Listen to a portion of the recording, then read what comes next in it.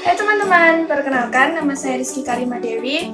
Di video ini saya akan menjelaskan sedikit mengenai alat peraga pipa hidrolik sederhana. Tentunya alat peraga ini sudah nggak asing lagi, terutama bagi kalian yang suka dengan fisika, karena ini sudah sering dilakukan dalam percobaan. Nah, lanjut saja. Saya sudah membuat satu alat peraga sederhana. Nah, seperti ini. Di sini sudah terdapat satu rangkaian alat pompa hidrolik sederhana. Gimana sih cara membuatnya? Cara membuatnya cukup simpel. Alat yang digunakan pun cukup sederhana. Pertama, kita hanya memerlukan dua suntikan. Yang satu berdiameter kecil, kemudian yang satunya menggunakan diameter yang lebih besar. Lalu kita menghubungkan satu dengan satu selang kecil.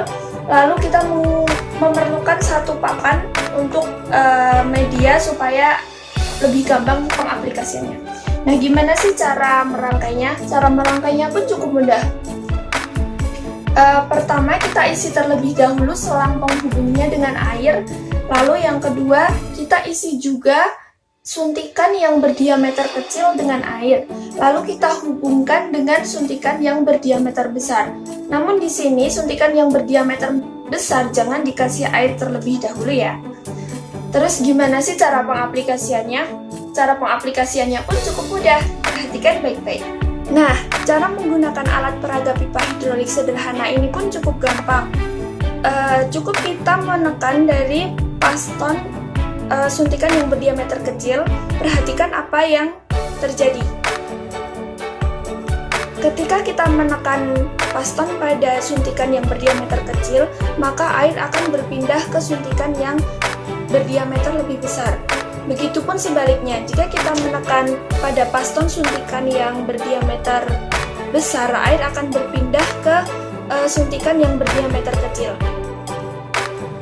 Nah, namun di sini saat kita menekan, kita akan merasakan tekanan yang berbeda saat kita menekan suntikan A dan saat kita menekan suntikan B. Hidrolik sederhana ini menjelaskan mengenai hukum Pascal.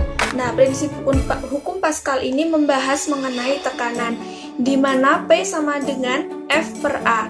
Nah, gaya yang kita berikan ini adalah dipengaruhi oleh luas penampang. Jadi, dalam hukum Pascal ini juga berkaitan dengan bejana berhubungan atau hukum bejana berhubungan. Kita harus mengetahui dulu gimana sih bunyi hukum Pascal. Nah, bunyi hukum Pascal yaitu tekanan yang diberikan pada suatu zat cair di dalam suatu wadah akan diteruskan ke segala arah dan sama besar.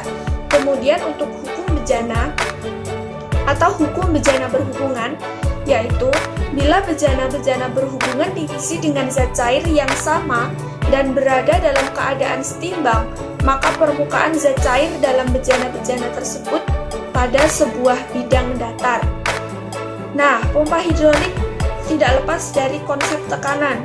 Ada hal yang menarik pada pompa hidrolik untuk dianalisis, yaitu pada luas penampang tabung yang berbeda seperti yang terlihat di sini, yaitu yang berdiameter kecil dan yang berdiameter besar.